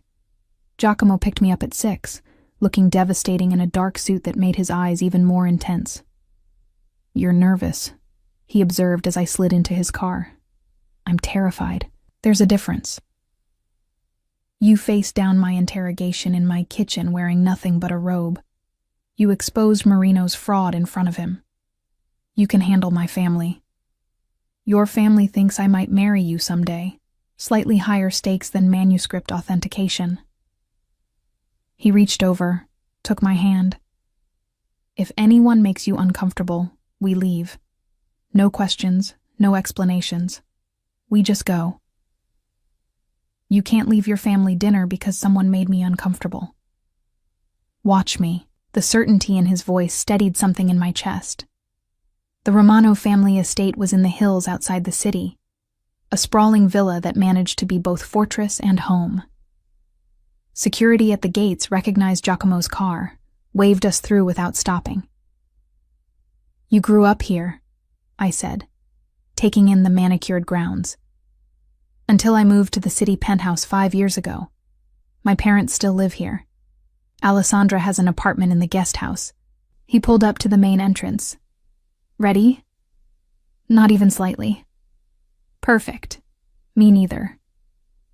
He came around to open my door, offered his hand. I took it, feeling the calluses against my palm, the same hands that commanded empires and made perfect breakfast omelets and held centuries-old manuscripts with reverence. Giuseppe and Paola Romano waited in the entrance hall, him tall and silver-haired with Giacomo's same intensity, her elegant and warm with Alessandra's smile. Behind them stood what appeared to be half of extended family, and several people I assumed were business associates. "Papa, Mamma," Giacomo said, his hand firm at the small of my back. "This is Giulia Ferretti." I extended my hand, channeling every ounce of confidence I'd learned from years of presenting restoration proposals to skeptical museum boards. "It's a pleasure to meet you both. Thank you for inviting me." Giuseppe's handshake was testing, not crushing, but firm enough to gauge strength. "Ferretti," From Tuscany? My family owns a bakery outside Florence. Small operation, but we've supplied regional restaurants for 3 generations. Honest work. He studied me with the same assessing look his son had perfected. And you're a restorer. Books and manuscripts. Yes, I specialize in medieval and Renaissance texts, though I work with volumes from any period that need attention. Paola stepped forward, taking both my hands in hers. And you've been seeing our stubborn son for how long? 3 months, I lied smoothly, using Alessandra's timeline. We met when he asked me to assess a manuscript from his grandfather's estate. 3 months and we're only meeting you now? Paola shot her son a look. Giacomo, you're terrible at sharing good news. I wanted to be sure Giulia could tolerate the family before subjecting her to full Romano scrutiny, he said dryly. Smart man. Paola linked her arm through mine, leading me toward what appeared to be a formal dining room. Come, tell me everything. Giacomo's been impossible about details. The dinner was exactly as complicated as I'd feared. 20 people at a table that gleamed with crystal and silver, courses that kept coming, and conversation that danced around business and family and subtle assessments of my suitability. I answered questions honestly, about my work, my family, how I'd met Giacomo. I asked questions too, showing interest in the family business ventures that were legitimate, steering conversations away from areas I didn't want to explore. And through it all, Giacomo stayed close, a hand at my back when we moved between rooms, a slight smile when I held my own against his cousin's probing questions about restoration ethics, a look that said you're doing perfectly when I caught his eye across the table. By dessert, I'd charmed Paola, earned Giuseppe's grudging respect, and won over most of the extended family. Only Angelo, Giacomo's head of security, who I recognized from his office, watched me with continued wariness. After dinner, Giuseppe pulled Giacomo aside for private conversation. I found myself on the terrace with Paola and Alessandra, looking out over city lights in the distance. You're good for him, Paola said suddenly. I haven't seen Giacomo this relaxed in years. We're still getting to know each other, I said carefully. But you're serious about him. I can see it. She patted my hand. Good. He needs someone who doesn't want him for his name or his money. Someone who sees the man underneath all the complications. Guilt twisted in my chest, because I did see that man. But she didn't know the relationship was less than a month old and built on her daughter's well-intentioned lies. When Giacomo returned, his expression was unreadable. Papa wants to meet with you tomorrow. Just you. Why? To discuss your intentions regarding his son, I imagine. He smiled slightly. He's old-fashioned about these things. Giacomo, you don't have to go. I can tell him it's too soon for that conversation. I thought about walking away, about ending this before the lies compounded into something unrecoverable. But I also thought about Paola's words, about Giacomo's careful protection of me all evening, about the fact that somewhere in the last month, this had stopped being entirely fake. I'll meet with him, I said. Tomorrow afternoon, 2:00. He looked surprised. You're sure? Not even slightly, but I'm doing it anyway. That night, he drove me home, walked me to my studio door. Under the streetlight, he said, You were incredible tonight. Perfect. I was terrified and lying through my teeth about timeline. But you were yourself. That's what mattered. He cupped my face. Thank you. For doing this. For giving me a choice I didn't think I'd have. Don't thank me yet. Your father might see right through me tomorrow. Even if he does, you gave me tonight. That's worth whatever comes next. He kissed me goodnight. Longer, deeper than the restaurant kiss. Tasting like promise and complication, and the dangerous addictiveness of playing with fire while pretending not to feel the heat. The next afternoon, I returned to the Romano estate. This time, Giuseppe met me alone in his study, all wood paneling and leather and the kind of quiet authority that came from decades of wielding power. "Sit," he said, gesturing to a chair across from his desk. I sat, hands folded in my lap, channeling the composure that had gotten me through countless difficult conversations with clients. He studied me for a long moment. "My son is in love with you." The words hit like physical impact. "Sir, I don't think..." I've known Giacomo for 34 years, raised him, trained him, watched him become the man he is, and I've never seen him look at anyone the way he looks at you. Giuseppe leaned back in his chair. "So I have one question. Are you in love with him?" Truth. That's what he was asking for. Not timeline, not pretense, just the one thing that mattered. "I'm falling," I admitted quietly. "I didn't plan to. But yes, I'm falling in love with your son." He nodded slowly. "Then I'll be direct. My world, my family's business comes with complications, dangers, expectations. If you commit to Giacomo, you commit to all of it. Can you handle that?" "I don't know," I said honestly. "I'm still learning what all of it means, but I'm willing to try if he is." "Good, because my son deserves someone brave enough to try rather than someone convenient enough to fit." He stood, extending his hand. "Welcome to the family, Julia, officially or otherwise." I shook his hand, feeling the weight of what I'd just agreed to settle onto my shoulders like one of my centuries-old manuscripts, precious, fragile, requiring careful handling to preserve. When I left that study, I texted Giacomo. "Your father is terrifying, and I think he likes me. Also, I might have just accidentally committed to falling in love with you. Thought you should know." His response came immediately. "Good, because I'm already there. Come to the penthouse tonight. We should talk about what happens next. What happened next would change everything." But standing in the Romano estate, feeling the weight of history and family and choices made centuries ago still reverberating, I realized I was ready. Ready to stop running from complications and start facing them with someone who made them feel worth navigating. The arrangement Alessandra had inadvertently created should have lasted 6 months. Long enough for me to become a familiar fixture at family events, for Giacomo to demonstrate he was settled, for the pressure about the Marino alliance to dissipate naturally. It lasted 8 weeks before everything collapsed. Those 8 weeks were strange and beautiful, and more complicated than any manuscript I'd ever restored. I split my time between my studio and Giacomo's penthouse, between restoration work and family dinners, between my humble reality and his luxury empire. He kept his word about not hiding me from complications.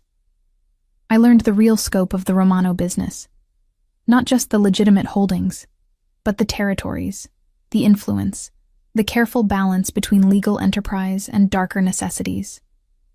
He walked me through it with brutal honesty, giving me chances to leave before I was in too deep. I stayed anyway.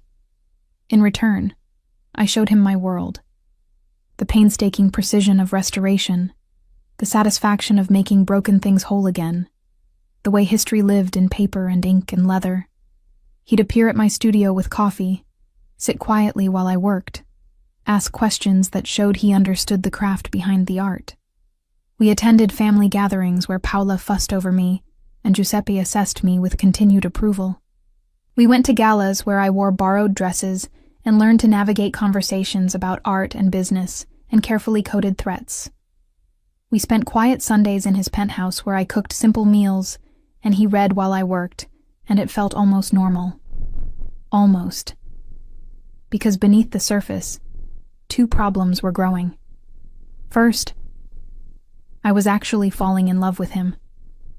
Not the performance version, not the arrangement, the real man who made perfect espresso and listened to me explain paper fibers and looked at me like I was the most interesting mystery he'd ever encountered.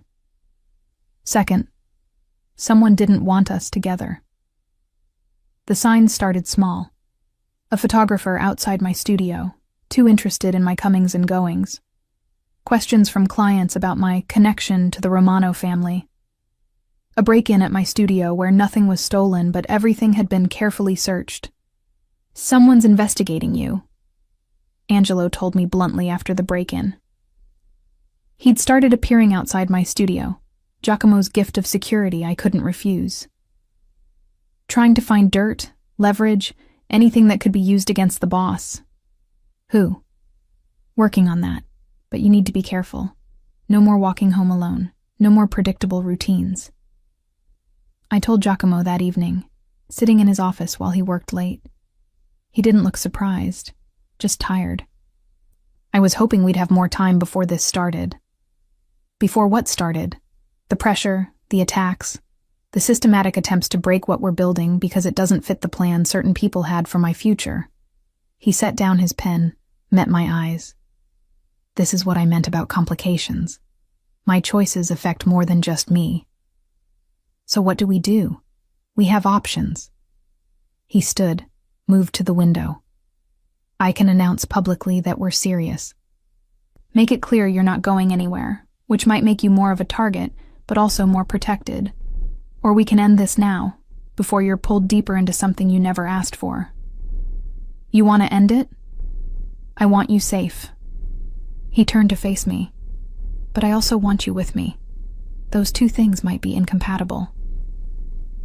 I thought about walking away, about returning to my quiet life, where the biggest danger was paper cuts and the worst complication was a difficult binding repair. I'm not leaving, I said, but I'm also not hiding. Whatever announcement you need to make it. I'm done pretending this is temporary. Relief washed across his face. You're sure? Completely terrified and completely sure. I stood, closed the distance between us. Someone needs to teach you that not everything in your life has to be a calculated risk. You're the biggest risk I've ever taken. Then let's make it worth it. He kissed me, and it felt different than before. Not tentative or exploratory, but claiming. A line being crossed from performance into reality. The announcement went out 3 days later through official channels. Giacomo Romano was in a serious relationship with Giulia Ferretti, a book restoration specialist. The family was delighted. No further comment. The response was immediate and violent. My studio was vandalized, not with random destruction but surgical damage. Tools broken, works in progress destroyed, clients' manuscripts deliberately ruined. Decades of reputation decimated in one night. I stood in the wreckage the next morning, Angelo beside me, trying not to cry at the loss. Not just money, though that was devastating, but trust. The sacred bond between restorer and client, shattered because someone wanted to hurt Giacomo through me. He arrived 20 minutes later, took one look at the damage, and his expression went arctic. Angelo, find out who did this. Already working on it, boss. Work faster. Giacomo turned to me, his voice gentling. Giulia, don't say you're sorry. Don't say you should have protected me better. Don't make this about guilt. I gestured at the destruction. Just tell me we're going to fix it. We will. I'll compensate every client personally. We'll rebuild your equipment, your workspace, everything. He pulled me against him, and I let myself lean into his strength. But right now, you're coming home with me. Not the penthouse, somewhere safer. I'm not hiding. You're not hiding. You're being strategic. There's a difference. He took me to a property I didn't know he owned, a restored farmhouse outside the city, isolated and secure. Alessandra was already there, having been moved the same day my studio was hit. They're escalating, she said bluntly. Whoever's behind this wants to prove you're a liability, Giacomo, that protecting Giulia costs too much. Then they've miscalculated. He was on his phone, issuing orders I only half heard. Because now I'm not just protecting her, I'm hunting whoever did this. Over the next week, the full scope of the Romano Empire became visible. Angelo and his team worked with efficiency that suggested this wasn't their first investigation. Giacomo made calls, called in favors, applied pressure through channels I didn't fully understand. I stayed at the farmhouse with Alessandra, working on what manuscripts I'd managed to save, trying not to feel like a prisoner in protective custody. "I'm sorry," Alessandra said one evening, the guilt written across her face. "This is my fault. If I hadn't lied to Papa—" "This would have happened anyway," I interrupted. "Maybe later, maybe differently, but anyone who got close to your brother would become a target. At least this way, we knew what we were walking into." "Did we, though? Did you really understand what you were agreeing to?" I thought about my destroyed studio, my compromised safety, the way my simple life had exploded into chaos. "No. But I'm learning." The breakthrough came on day 6. Angelo appeared at the farmhouse with news that made Giacomo's expression shift from controlled fury into something colder. "It was Claudio Marino's daughter," Angelo reported. "Giovanna. She hired professionals to send a message about the broken engagement understanding." "There was no engagement understanding," Giacomo said flatly. "Her father led her to believe there was, that the marriage was agreed upon, just waiting for official announcement." "When you started appearing publicly with Giulia instead?" Angelo shrugged. "She decided to eliminate the competition." I felt cold. "She destroyed my studio because she thought we were engaged? She destroyed your studio because you represented everything she'd been promised and lost."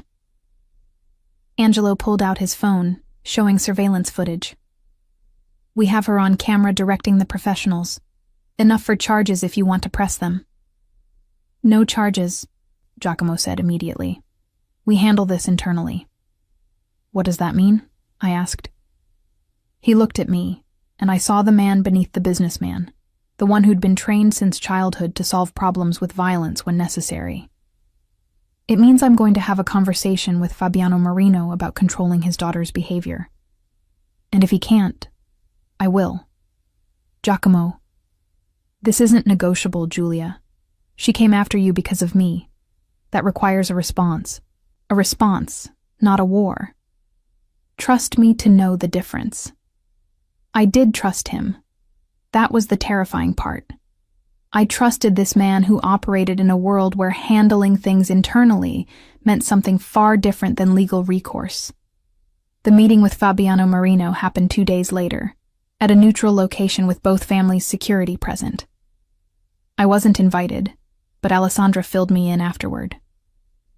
"Giacomo was controlled," she said carefully, "but scary. Told Fabiano that any further action against you would be considered an act against the entire Romano family, that Giovanna needed to be sent away until she learned to manage her disappointment like an adult. And Marino agreed. He didn't have a choice. Giacomo made it clear this was the peaceful option." She paused. "My brother can be terrifying when someone threatens what he loves." What he loves. The phrase settled over me with weight I wasn't ready to examine. When Giacomo returned that evening, I was waiting in the farmhouse kitchen, pretending to read while actually watching the door. "It's handled," he said, collapsing onto the couch beside me. "Giovanna's being sent to their family estate in Sicily. Marino will compensate you for the damage. And we've reached an understanding about boundaries." "What kind of understanding?" "The kind where everyone agrees that harming you would be terminally bad for their own health." He pulled me against his side, his tension slowly bleeding out. "You can go back to the city. Back to your studio, though I'd prefer if you moved some of your work to the penthouse. So I'm safe now. Safer. You're always going to have some risk being with me. But the immediate threat is neutralized." I should have felt relieved. Instead, I felt angry. This is your life. Crisis management and threats and violent solutions to human problems. Yes, and you want me in it permanently. Yes. Why? I pulled away to look at him directly. Why me, Giacomo? Why is it worth all of this? He was quiet for a long moment, his hand coming up to cup my face. Because before you, I was playing a role. Dutiful son, careful businessman, strategic decision maker. Everything calculated, nothing real. And then you crashed into my life wearing my robe and drinking my coffee and calling me paranoid to my face, and suddenly I remembered what it felt like to want something that wasn't part of the plan. I'm not some key to your personal freedom. No, you're the person who makes freedom feel possible. He kissed me softly. I know this has been terrifying. I know I've dragged you into situations you never asked for, but I'm asking now, clearly. Will you stay? Not because of arrangements or family expectations, but because you want to build something real with me.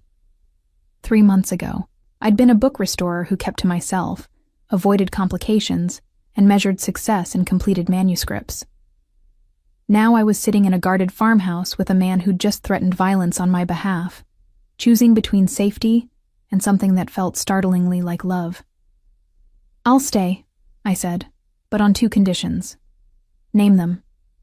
First, you don't make decisions about my safety without consulting me. I'm not fragile and I'm not helpless. If we're partners, we act like it. Agreed. Second, you let me teach you that not everything has to be protected through control and force. Sometimes the best way to preserve something precious is to trust it to survive on its own strength. He smiled, understanding the metaphor. Like your manuscripts. Like everything worth keeping. We stayed at the farmhouse for 3 more days, using the forced isolation to figure out what we actually were when stripped of performances and family expectations. We talked through boundaries and fears and the practical logistics of merging 2 completely different lives. And somewhere in those conversations, the fake arrangement Alessandra had created became the real relationship neither of us had planned for. When we finally returned to the city, my studio was restored. Better equipment than I'd had before. Improved security. A formal apology from Fabiano Marino delivered through lawyers. But the most significant change was the small apartment Giacomo had secured in the building next to his penthouse. Your space, he said, handing me keys. So you can work without my world constantly intruding, but close enough that I can bring you coffee when you're working late. It was the perfect compromise between independence and connection. That night, lying in his bed with the city lights painting shadows across the ceiling, I said, Your father asked me 8 weeks ago if I was falling in love with you. What did you tell him? That I was, past tense, uncertain. I turned to look at him. But I'm not falling anymore, Giacomo. I'm there, completely terrifyingly there. His arms tightened around me. Good. Because I've been there since you told me my chocolate preferences were uncivilized. I never said that. You implied it heavily. That's different. He laughed, and I felt the sound rumble through his chest into mine. This was real. Complicated and dangerous and nothing like the life I'd imagined. But real in ways that mattered more than safety. Outside, the city continued its endless rhythm. Inside, 2 people who'd started as strangers in a kitchen figured out how to become partners in something bigger than either had anticipated. The call came at 4 a.m, 3 months after Giovanna Marino's forced exile. I woke to Giacomo already on his phone, his voice clipped with the kind of controlled fury I'd learned meant serious trouble. He was out of bed, pacing naked to the window, silhouetted against pre-dawn darkness. When? A pause. How many? Another pause, longer. Keep her there. I'm coming now. He ended the call, and I was already sitting up. What happened? Alessandra's apartment was broken into. She's safe. She was at a friend's place. But whoever did this left a message. His jaw tightened. Addressed to me. I was out of bed, pulling on clothes. I'm coming with you. Julia. Don't. We agreed. Partners means I don't sit home waiting while you handle crises. He studied me for 3 seconds, then nodded. Get dressed. We leave in 5. Angelo met us in the lobby with 2 other security personnel I'd come to recognize. The drive to Alessandra's apartment was silent, except for Giacomo's rapid-fire calls, mobilizing resources and information networks. The apartment looked untouched from the outside. Inside was a different story. Nothing had been stolen. But every surface, every wall, every mirror had been marked with the same message in red paint that I hoped was just paint. This could have been her. Alessandra stood in her living room, wrapped in a blanket despite the summer heat, shaking slightly. I went to her immediately while Giacomo surveyed the damage with Angelo. "I'm okay," she said before I could ask. "Just shaken. If I'd been home. But you weren't. You're safe." I hugged her tightly. "That's what matters." "They're escalating," Angelo said from across the room. "This isn't about territory or business anymore. This is personal." "Who?" Giacomo's voice was dangerously quiet. "Who's behind this?" "Still investigating, but the signature matches the original vandalism on Giulia's studio. Same professionals, same style." Angelo pulled up images on his tablet. "Someone really wants to send you a message." Message received. Giacomo's expression had gone absolutely cold. "Find them. I want names by tonight." Over the next week, the investigation intensified. More security appeared around everyone in the family. My apartment next to his penthouse gained cameras and reinforced doors. Alessandra moved back to the family estate temporarily, surrounded by her father's security team, and I watched Giacomo transform into someone I'd only glimpsed before, the man who'd built and maintained power through strategic violence and absolute control. "We have a name," Angelo finally reported one evening. Not Giovanna this time. Her cousin, Matteo Marino. Apparently he's been in love with Giovanna since they were teenagers, took her humiliation personally. Where is he? Sicily. Under Fabiano's protection, theoretically. Angelo hesitated. "Boss, if we go after him..." "We're not going after him. I'm going to have a conversation with Fabiano about family management." Giacomo's tone left no room for discussion. "And if that conversation doesn't resolve things, then we escalate." "Giacomo." I stepped into his office, having heard enough. "What does escalate mean in this context?" He looked at me, and I saw the weight of 15 years of this life in his eyes. "It means I stop being diplomatic and start being what people think I am. A monster. A necessity." He moved to pour whiskey, offered me a glass I declined. "This is why I wanted you to understand what being with me meant, Giulia. These moments where choosing mercy might cost more than choosing violence. So you're planning violence. I'm planning to protect my family by whatever means necessary. If that includes violence, then yes." I should have argued. Should have tried to convince him there were legal, civilized, non-violent solutions. But I'd spent 3 months learning his world. I knew how inadequate legal solutions were when family honor and blood feuds entered the equation. "Then I'm going with you." "Absolutely not." "Partners. Remember? You don't face this alone. This isn't a negotiation. You're not walking into a situation that could turn violent." "Fine. Then I'll wait here while you potentially get yourself killed, proving a point about family protection." I crossed my arms. "How's that for partnership?" We stared at each other across his desk, wills clashing with the force of months of learning to navigate each other's stubbornness.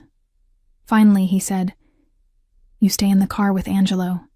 No arguments, no following me inside, no heroics. Agreed?" "Agreed." The meeting with Fabiano Marino happened 2 days later, at his private villa outside the city. Giacomo brought minimal security, just Angelo and 2 others. A show of confidence rather than force. I sat in the car as promised, watching through tinted windows as Giacomo disappeared inside. Angelo remained with me, tense and alert. "He'll be fine," Angelo said, though I wasn't sure if he was reassuring me or himself. "How often does he do this? Walk into potentially dangerous meetings?" "More often than he should.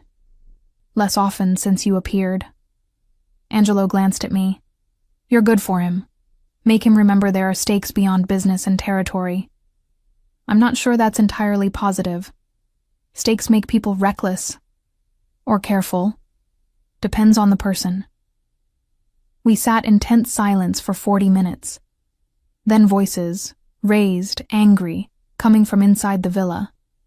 Angelo's hand moved to his weapon, his body coiling with readiness. But then Giacomo appeared, walking calmly out of the villa with his security. Not running, not fleeing, just walking with the measured pace of someone who'd gotten what he came for. He slid into the car, his expression unreadable. Drive. We were 5 minutes away before he spoke again. Matteo Marino will be apologizing to Alessandra personally within the week.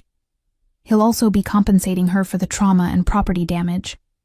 And he'll be stationed in Sicily permanently, where Fabiano will ensure he learns to manage his romantic disappointments without threatening innocent people.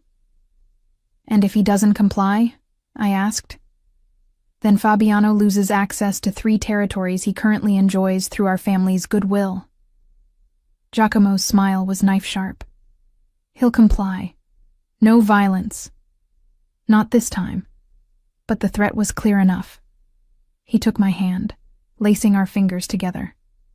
Sometimes the anticipation of consequences is more effective than the consequences themselves. You sound like you're describing manuscript conservation. Maybe your philosophy is more broadly applicable than you realized. Back at the penthouse, Alessandra was waiting with Paola and Giuseppe. The family dinner that followed felt like a celebration. Crisis averted, threat neutralized, normal life resuming. Except nothing felt normal anymore. I can't do this, I told Giacomo that night, standing at his window with the city spread below.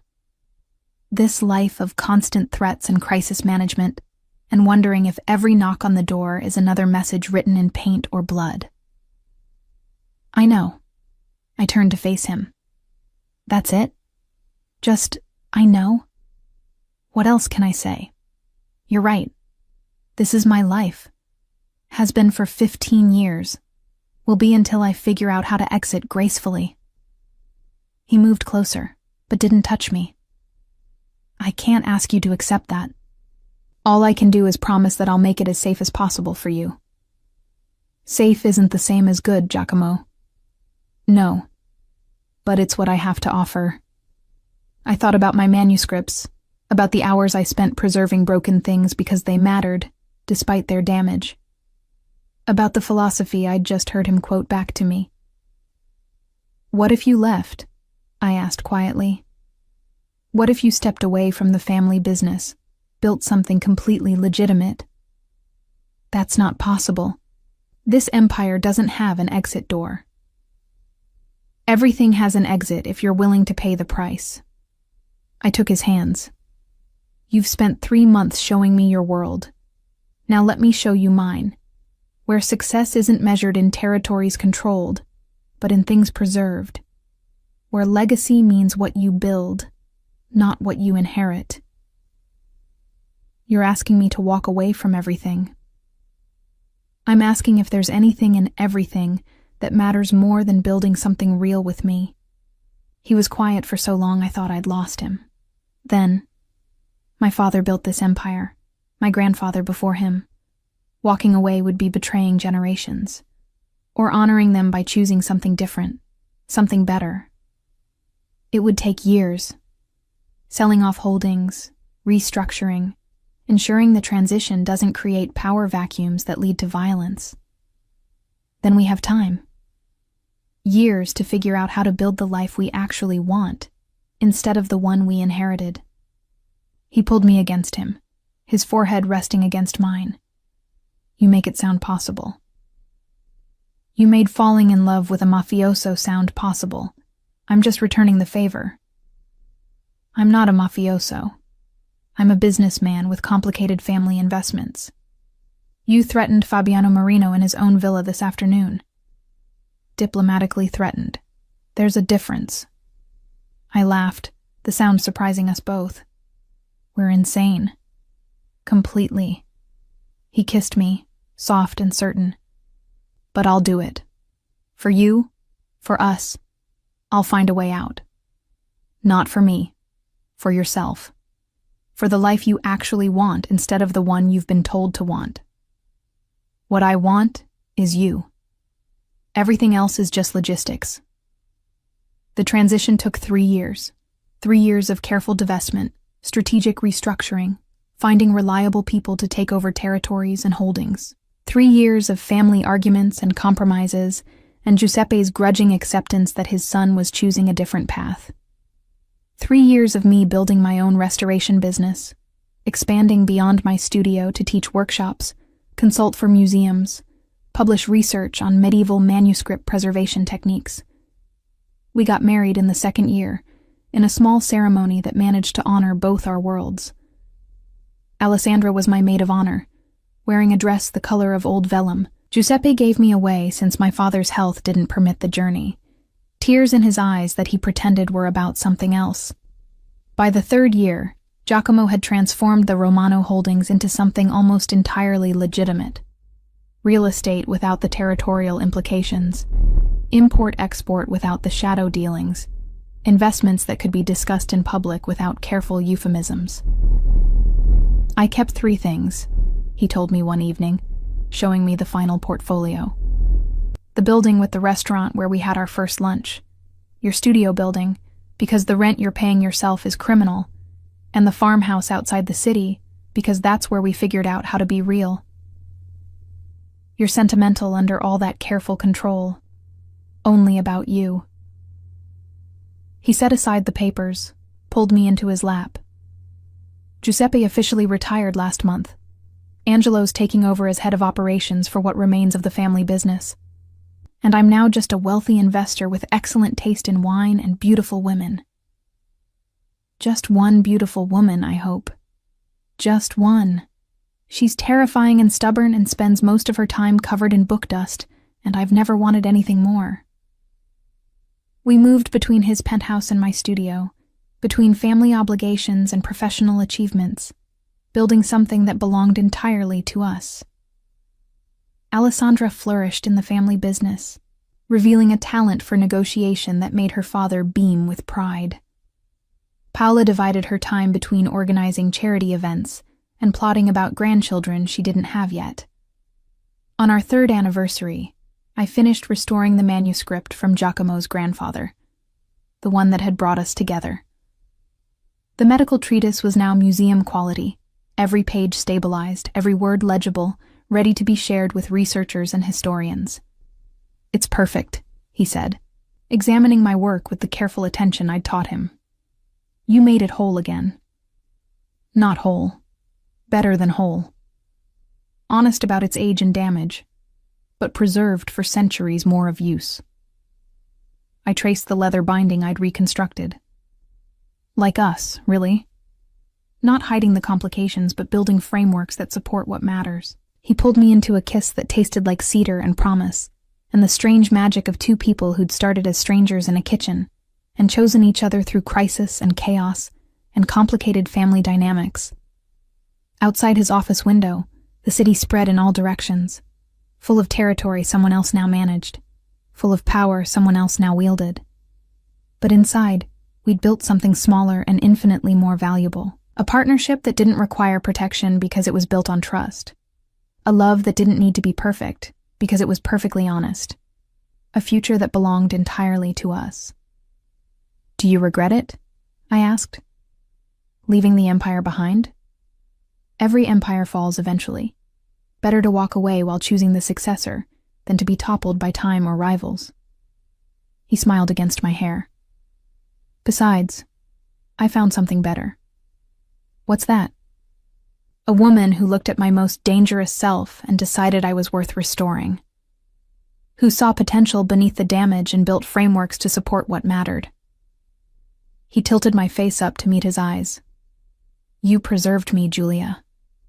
The way you preserve your manuscripts, with patience and precision and absolute faith that broken things can be made beautiful again. You were never broken, just underappreciated. I love you. I know. You've been showing me for 3 years. And I'll keep showing you for the next 60 if you'll let me." I kissed him, tasting the future in that contact, complicated and beautiful, and entirely ours.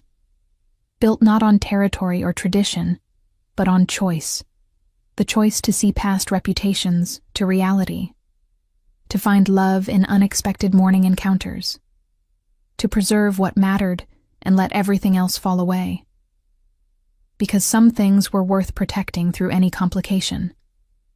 And some people were worth choosing, again and again, every single day. Even when, especially when, they first appeared in your kitchen at dawn, looking dangerous and devastating and completely, perfectly wrong in all the right ways. Sometimes the most dangerous risks lead to the most beautiful rewards. Giulia and Giacomo's journey from a shocking kitchen encounter to building a life together reminds us that love doesn't ask permission. It transforms everything. Their story shows that even complicated beginnings can lead to extraordinary partnerships when two people choose honesty and courage over comfort. If this story touched your heart, show some love with a like. What would you have done in Giulia's place? Walked away from the complications, or taken the risk? Share your thoughts below.